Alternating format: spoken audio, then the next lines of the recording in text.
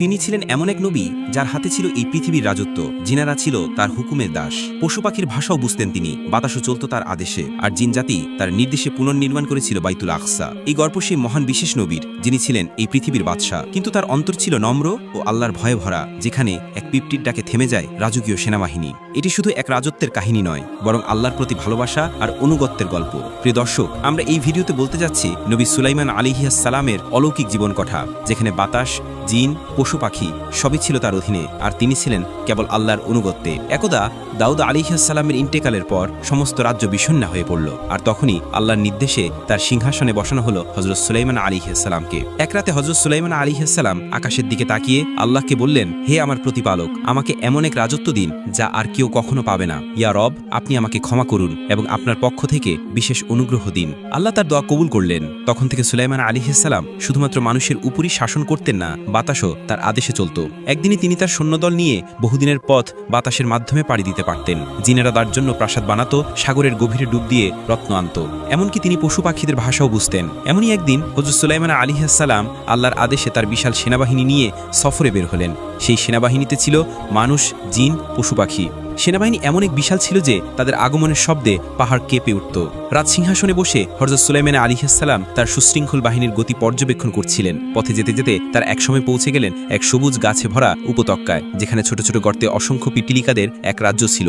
পিপিলিকার রাজা দূর থেকে হঠাৎ দেখতে পেল যে সুলাইমান আলাইহিস সালাম বিশাল বাহিনী নিয়ে ধেয়ে আসছেন। তখনই দায়িত্ববান সেই পিপিলিকার রাজা চিৎকার করে বলল, হে পিপিলিকার দল, তাড়াতাড়ি সবাই নিজ নিজ গর্তে আশ্রয় নাও, কেননা সুলাইমান আলাইহিস সালাম ও তার বাহিনী এদিকে এগিয়ে আসছে। তারা তোমাদেরকে না দেখে পদদলিত করে ফেলতে পারেন। সেই ছোট্ট পিপিলিকার সতর্কবার্তা স্পষ্টভাবে শুনতে পেলেন নবী সুলাইমান আলাইহিস সালাম। তিনি তখন আল্লাহর দরবারে মাথা নত করে বললেন, হে আমার প্রতিপালক, আমাকে এমন অন্তর দিন যাতে আমি সবসময় কৃতজ্ঞ থাকতে পারি। আপনি যে নিয়ামত আমাকে দান করেছেন তা যেন আমি উপভোগ করি সঠিকভাবে, এবং আমি যেন সৎকর্ম করতে পারি যা আপনি পছন্দ করেন। এরপর তিনি পিপিলিকার রাজাকে সম্মানের সাথে ডাকলেন এবং বললেন, হে পিপিলিকা, তুমি এত ছোট অথচ এত দায়িত্বশীল, তোমার কথা শুনে আমি মুগ্ধ।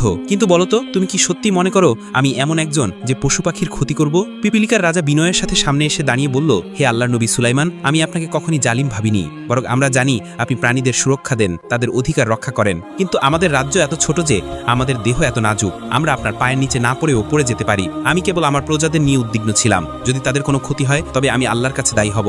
আমার দায়িত্ব এই ছোট প্রাণীদের নিরাপদ রাখা, কারণ আমাকেও একদিন হিসাব দিতে হবে। প্রিয় দর্শক, আল্লাহ তাআলা কুরআনুল কারীমে এই আশ্চর্য ঘটনা আমাদের সামনে তুলে ধরেছেন, যা ঘটেছিল হযরত সুলাইমান আলাইহিস সালামের জীবনে। আল্লাহ বলেন, সুলাইমানের সামনে একত্রিত করা হলো তার বাহিনীকে, জিন, ইনসান এবং পক্ষীকুলকে, এবং তাদেরকে সুবিন্যস্ত করা হলো নানা দলে। যখন তার এক পিপিলিকার অধ্যুষিত এলাকায় পৌঁছালো, তখন এক পিপিলিকা বলল, হে পিপিলিকার দল, তোমরা দ্রুত নিজেদের গর্তে ঢুকে যাও, যেন অজ্ঞতাস্বরে সুলাইমান ও তার বাহিনী তোমাদের পিষে না ফেলে। এই কথাটি শুনে নবী সুলাইমান আলাইহিস সালাম মৃদু হেসে উঠলেন। একটি ক্ষুদ্র প্রাণীর এমন দূরদর্শী তার নেতৃত্ব এবং গুণ প্রজ্ঞা তাকে অভিভূত করল। তিনি পিপিলিকার রাজার প্রতি গভীর শ্রদ্ধাবোধ অনুভব করলেন এবং তার সঙ্গে কথা বলতে উদ্যোগী হলেন। তিনি জিজ্ঞেস করলেন, তোমাদের পিপিলিকার বাহিনীর সংখ্যা কত? পিপিলিকার রাজা সম্মান বজায় রেখে উত্তর দিল, ধরা যাক আমাদের প্রধান সেনাপতির সংখ্যা 400। প্রতিটি সেনাপতির অধীনে রয়েছে 4000 সুবাদার, প্রতিটি সুবাদের অধীনে রয়েছে 40 জন হাকিম, এবং প্রতিটি হাকিমের অধীনে রয়েছে 40,000 ফৌজদার। এইভাবেই আমাদের সংগঠিত বাহিনী কাজ করে চলে। এই বিশাল সেনা কাঠামো শুনে সুলাইমান আলাইহিস সালাম মুচকি হেসে বললেন, তোমাদের রাজ্য তো দেখছি যথেষ্ট শক্তিশালী এবং সুবিন্যস্ত। আচ্ছা বলো তো, তোমার রাজ্য ভালো নাকি আমার রাজ্য? পিপিলিকার রাজা বিন্দুমাত্র দ্বিধা না করে ধীর কণ্ঠে বলল, আমার রাজ্য আপনার চাইতে উত্তম, কারণ আপনার রাজ্য গড়ে উঠেছে জিনদের শ্রমে এবং বাতাসের সাহায্যে। এতে স্পষ্ট যে আপনি পরনির্ভরশীল, আর আমি কোনো বাহ্যিক সাহায্যের উপর নির্ভর করি না। আমার কোনো সিংহাসন নেই কোনো বাহ্যিক বাহিনীর সহায়তা। আমি নিজ শক্তিতেই নিজের রাজ্য পরিচালনা করি, এমনকি এক মুহূর্তের জন্য কারো উপর নির্ভর করি না। পিপিলিকার এই উত্তর হযরত সুলাইমান আলাইহিস সালামকে অভিভূত করে তুলল। তিনি অত্যন্ত প্রশংসার সুরে জিজ্ঞাসা করলেন, তোমার কথায় এত প্রজ্ঞা, এত যুক্তির ছাপ, এসব তুমি কোথায় শিখলে? পিপিলিকার রাজা তখন গভীর আত্মবিশ্বাসের সঙ্গে বলল, হে আল্লাহর নবী, যিনি আপনাকে এই বিশাল রাজত্ব, অসীম জ্ঞান ও প্রজ্ঞা দিয়ে পৃথিবীতে পাঠিয়েছেন, সেই মহান আল্লাহ তাআলাই আমাদেরও প্রয়োজন অনুযায়ী জ্ঞান দান করেছেন। তিনি কাউকে ছোট করে দেখেন না, প্রত্যেককে তাদের প্রয়োজন অনুযায়ী বুদ্ধি ও প্রজ্ঞা দান করেন। এই গভীর ও চিন্তাশীল কথাগুলো হযরত সুলাইমান আলাইহিস সালামের অন্তরে দারুণ প্রভাব ফেলল। তিনি বললেন, তুমি সত্যি অনেক জ্ঞানের অধিকারী। হে পিপিলিকা, আমি চাই যদি কখনো আমার রাজ্য পরিচালনায় কোনো ত্রুটি তোমার চোখে পড়ে, তবে কোনো দ্বিধা না করে আমাকে জানাও। পিপিলিকার রাজা তখন মাথা নিচু করে বিনয়ের সঙ্গে সম্মান জানিয়ে বলল, হে আল্লাহর খলিফা, আপনার মতো একজন মহান নবীর রাজ্য পরিচালনার ভুল ত্রুটি নিয়ে আলোচনা করা আমার মতো এক তুচ্ছ পিপিলিকার পক্ষে বেয়াদবির শামিল। আমি তো ধূলিকণার মতো ক্ষুদ্র, আর আপনি সেই বাদশা যার ছায়ায় সমস্ত সৃষ্টি আশ্রয় নেয়। তবুও আপনি যখন নিজ মুখে আমাকে অনুমতি দিয়েছেন এবং স্নেহ ও শ্রদ্ধার দৃষ্টিতে দেখছেন, তখন আমি সমালোচনা নয় বরং বিনীতভাবে স্মরণ করিয়ে দেওয়ার অভিপ্রায় কিছু কথা বলি। অতঃপর একটু থেমে পিপিলিকার রাজা গভীরভাবে চোখে চোখ রেখে আবার বলল, আপনি এক সময় আল্লাহ তাআলার দরবারে এই দোয়া করেছিলেন যে, হে আমার প্রতিপালক, আমাকে এমন এক রাজ্য দান করুন যা আমার পরে আর কারো জন্য উপযুক্ত না হয়। নিশ্চয়ই আপনি শ্রেষ্ঠদাতা। হে আল্লাহর নবী, আপনি তো জ্ঞানের ভাণ্ডার, প্রজ্ঞার আলো। আপনি তো জানেন আল্লাহর রাজ্য সীমাহীন, তার দান ফুরায় না। তাহলে কেন এই দোয়া? যদি আপনার পরে কোনো একজন বান্দাকে আল্লাহ আপনার মতো কিংবা আপনার চেয়ে বড় রাজ্য দান করেন, তাহলে আপনার আপত্তির কারণ কি? একজন নবী কি ঈর্ষার আশ্রয় নিতে পারেন, অথবা নিজ শ্রেষ্ঠত্ব চিরস্থায়ী করতে চান? আমি জানি না আমার কথাগুলো আপনাকে কষ্ট দেবে কিনা, কিন্তু আপনিই তো বললেন আমি যেন আপনার ভুল হলে স্মরণ করিয়ে দেই। আমি তাই করলাম, যেমন একজন প্রজার কর্তব্য রাজাকে সত্য স্মরণ করিয়ে দেওয়া। সুলাইমান আলাইহিসসালাম পিপিলিকার রাজার এই কথা শুনে কিছুক্ষণের জন্য নীরব হয়ে গেলেন। তারপর খুব ধীরে ধীরে তিনি বললেন, ভাই পিপিলিকার রাজা, তুমি যে গভীর উপলব্ধি নিয়ে আমার কাছে এসেছো তা আমি শ্রদ্ধার সঙ্গে গ্রহণ করি। যদি আমার মধ্যে আরও কোনো ভুল সিদ্ধান্ত বা অহংকারের চিহ্ন দেখতে পাও, তবে বিনা দ্বিধায় আমাকে জানাও। আমি একজন আল্লাহর বান্দা, আমার দায়িত্ব হলো প্রতিনিয়ত নিজের আত্মা শুদ্ধ করা। পিপিলিকাদের রাজা নতস্বরে জবাব দিল, হে নবী, হয়তো আমার কথাগুলো আপনার হৃদয়ে সামান্য কষ্টের রেখা এঁকেছে, তবু আপনি নিজেই তো আমাকে প্রতিশ্রুতি দিয়ে বলেছিলেন যে সত্য বলতে ভয় করবে না। আমি সেই প্রতিশ্রুতির প্রতি বিশ্বস্ত থাকতে এসব বলছি। হে সুলাইমান আলাইহিসসালাম, আপনি যে বেহেশতের আংটি ধারণ করেছেন, সেটির মাধ্যমেই তো আল্লাহ আপনাকে দিয়েছে আকাশচুম্বী ক্ষমতা। পূর্ব থেকে পশ্চিম, উত্তর থেকে দক্ষিণ সমগ্র দুনিয়া আপনার অধীন। জিন, পরী, মানুষ, দানব, পাখি, প্রাণী, এমনকি আগুন ও বাতাস পর্যন্ত আপনার আদেশ মানে। এই সব কিছুই তো সেই আংটির মুহূর্তে সম্ভব হয়েছে। এই আংটি আপনার নয়, এটি এক পবিত্র আমানত যা আল্লাহ আপনাকে সাময়িক সময়ের জন্য দিয়েছেন। কিন্তু প্রশ্ন হলো, হে নবী, আপনি কি এই অপার নিয়ামতের জন্য আল্লাহর দরবারে যথাযথ কৃতজ্ঞতা প্রকাশ করেছেন? আপনি তো জানেন, কৃতজ্ঞতা শুধু মুখের শব্দ নয়, বরং অন্তরের গভীর অনুভব এবং কাজের মাধ্যমে তা প্রকাশ পাওয়া। আরও একটি বিষয় স্মরণ করিয়ে দিতে চাই, হে নবী, আল্লাহ যখন বাতাসকে আপনার অধীন করে দিয়েছেন, তখন তা শুধু একটি অলৌকিক শক্তি নয়, তা ছিল এক শিক্ষা। বাতাস দেখা যায় না, ধরা যায় না, কোনো আকৃতিতে তাকে বাঁধা যায় না, তবুও তার উপস্থিতি আমাদের প্রতিটি মুহূর্তে অনুভূত হয়। এ বাতাস যেমন চুপিসারে আসে, তেমনি আবার এক ঝড়ের ঝাপটায় সবকিছু লণ্ডভণ্ড করে দিয়ে চলে যায়। এই বাতাসে আমাদের শেখায় পার্থিব্য সমস্ত শক্তি, রাজত্ব, গৌরব, দম্ভ সবই ক্ষণস্থায়ী। আজ আপনি শাসন করছেন, কাল মাটির নিচে শুয়ে থাকবেন। আজ আপনার গায়ে রাজকীয় পোশাক, কাল হয়তো শুধু এক সাদা কাফনের কাপড়ই আপনাকে ঢেকে রাখবে। বাতাসের মতো এই সমস্ত শক্তি চলে যাবে, মিলিয়ে যাবে, রয়ে যাবে শুধু সেই অনুভব আপনি কেমন ছিলেন আর কি রেখে গেলেন। পিপিলিকা রাজার এই সমস্ত কথা শুনে হযরত সুলাইমান আলাইহিসসালাম স্তব্ধ হয়ে গেলেন। তিনি পিপিলিকা রাজার কথায় মর্মাহত হলেও রাগান্বিত হলেন না, বরং তিনি নীরবে মাথা নিচু করে মাটির দিকে তাকিয়ে নিজের পথে চলতে শুরু করলেন। ঠিক তখনই পিপিলিকা রাজা তার ক্ষুদ্র কণ্ঠে শ্রদ্ধার সাথে ডাক দিলেন, হে আল্লাহর খলিফা, আপনি আমার দরজায় এসে খালি মুখে ফিরে যাবেন? তা কি মানা যায়? আপনি তো সেই মহান নবী, যিনি ধনী দরিদ্র নির্বিশেষে সকলের জন্য দয়ার বাতিঘর। আপনার প্রস্থানে আমার দরিদ্র রাজ্যেও দয়ার ছায়া পড়ুক। হে আল্লাহ নবী, আপনি কিছু মুখে দিয়ে যান। এই বিনয় ও ভালোবাসাপূর্ণ বাক্য শুনে হযরত সুলাইমান আলাইহিসসালাম হতভম্ব হয়ে পড়লেন। তখন পিপিলিকা রাজা তার সনদের আদেশ দিল, মানুষের উপযোগী কিছু নাস্তা নিয়ে এসো। অতঃপর পিঁপড়েরা ক্ষুদ্র ক্ষুদ্র কিছু খাদ্য এনে পেশ করল। হযরত সুলাইমান আলাইহিসসালাম তা দেখে হালকা করে হেসে উঠলেন। এই হাসি ছিল ক্ষুদ্র প্রাণীর মহানুভবতায় অনুপ্রাণিত এক হাসি। পিপিলিকা রাজা বিনয়ের সাথে বলল, হুজুর, আপনি হাসছেন কেন? ক্ষুদ্র খাদ্যে যদি আল্লাহর বরকত থাকে, তবে তা অগণিত প্রাণীর তৃপ্তির জন্য যথেষ্ট। তদুপরি বিশাল বড় খাদ্য ভাণ্ডারও এক বড় মাছের ক্ষুধা নিবারণে ব্যর্থ হতে পারে। সবই আল্লাহ তাআলার হাতে। আপনি বিসমিল্লাহ বলে মুখে দিন, নিশ্চয়ই তাতে বরকত হবে। হযরত সুলাইমান আলাইহিসসালাম বিসমিল্লাহ বলে সেই অল্প একটু খাবার থেকে একটুখানি মুখে দিলেন। তখনই তিনি অনুভব করলেন, মুখে দেওয়ার পর তা আরও বড় হয়ে উঠেছে। যখন তিনি তা গেলে ফেললেন, তার পেট যেন পরিপূর্ণ হয়ে গেল।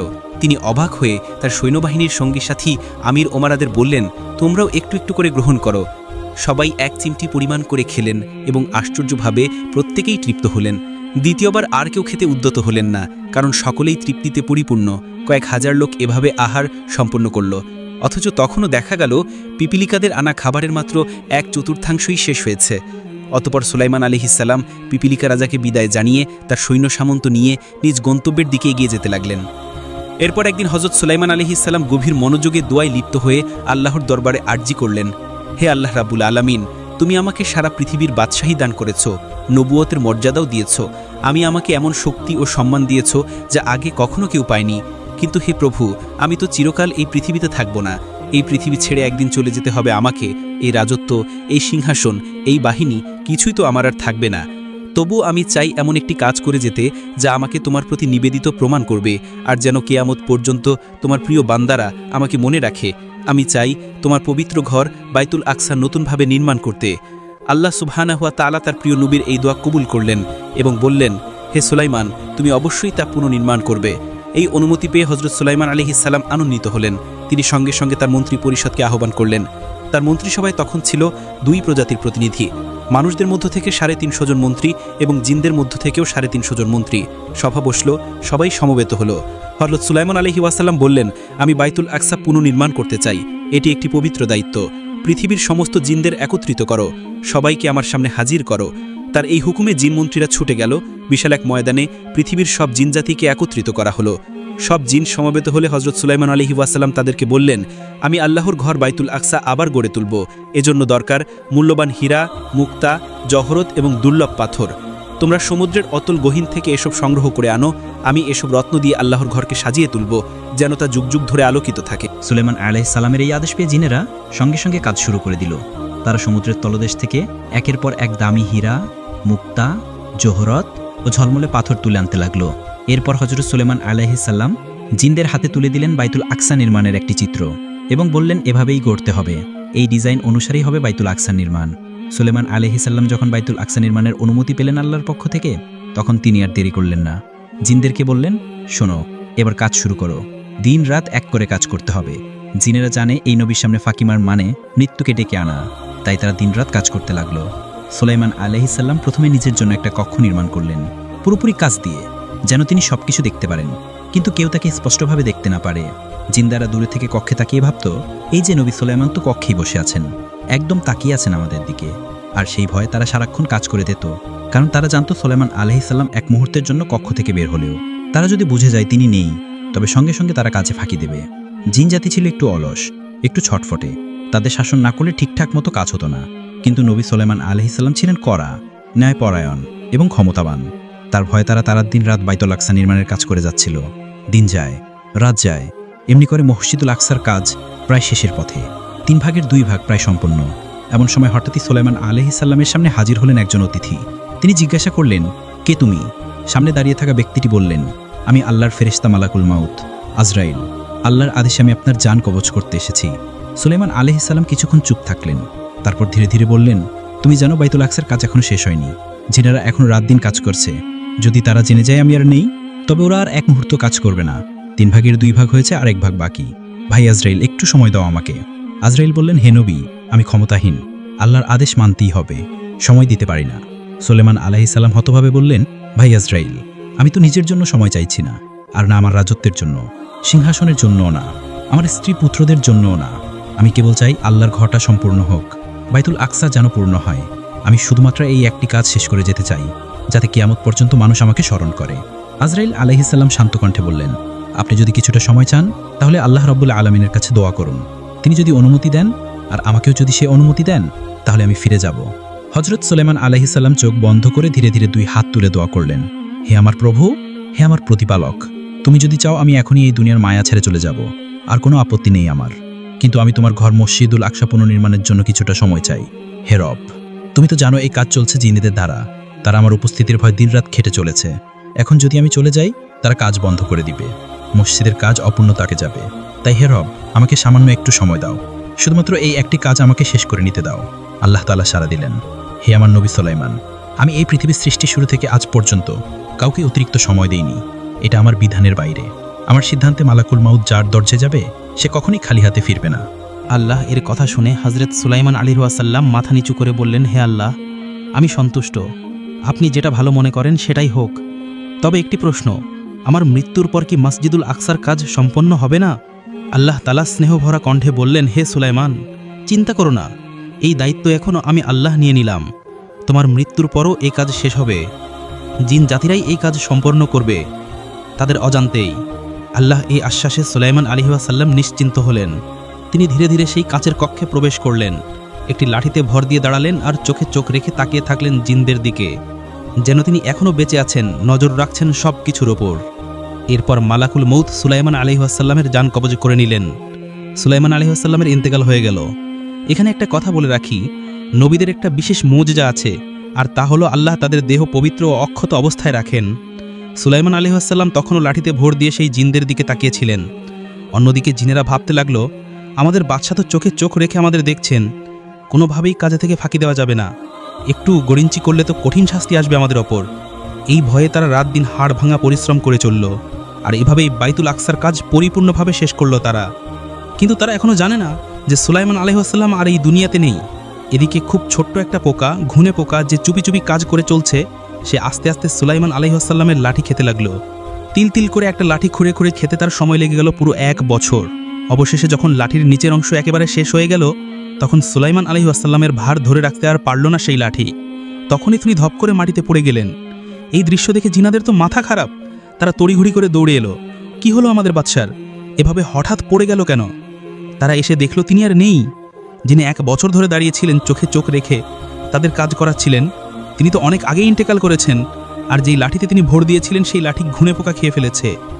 জিনেরা তখন থমকে গেল, ভাবতে লাগলো, তবে কি সুলাইমান আলাইহিসসালামের মৃত্যু অনেক আগেই হয়েছিল? তারা তখন অনুসন্ধানে নেমে পড়ল। তারা একটা নতুন লাঠি এনে তাতে আবার ঘুনে পোকা লাগিয়ে দিল। তারপর সারাদিন ধরে ঘুনে পোকা কতটুকু খায় সেটা হিসাব করল। এভাবে তারা হিসাব করে বুঝতে পারল এই পরিমাণ কাঠ খেতে সেই ঘুনে পোকার লেগেছে পুরো 1 বছর। মানে সুলাইমান আলাইহিসসালামের মৃত্যু হয়েছিল আজ থেকে 1 বছর আগেই। একটা লাঠিতে ভর দিয়ে তিনি দাঁড়িয়েছিলেন, আর একটা ছোট্ট পোকা ধীরে ধীরে সেই লাঠি খাচ্ছিল। আর সেই লাঠি যখন একেবারে খেয়ে ফেলা হলো, তখন তিনি পড়ে গেলেন। এ বিষয়ে কুরআনুল কারিমে আল্লাহ বলেন, অতঃপর যখন আমি সুলাইমানের মৃত্যু ঘটালাম, তখন কাউকে তার মৃত্যুর কথা জানাইনি, তার লাঠি খেয়ে খেয়ে ফেলা একটি পোকা ব্যতীত। তারপর যখন সে মাটিতে লুটিয়ে পড়ল, তখন জিনেরা বুঝতে পারল যে তারা অদৃশ্য বিষয়ের জ্ঞান রাখে না। যদি তারা অদৃশ্য বিষয়ের জ্ঞান রাখত, তবে তারা এই লাঞ্ছনা করে শাস্তিতে পতিত থাকত না। সূরা সাবা 14। তো প্রিয় দর্শক, এই ছিল আজকের ভিডিওটি যদি আপনাদের ভালো লেগে থাকে তাহলে অবশ্যই লাইক করবেন এবং এমন আরও ভিডিও পেতে আমাদের চ্যানেলটি সাবস্ক্রাইব করবেন। ধন্যবাদ।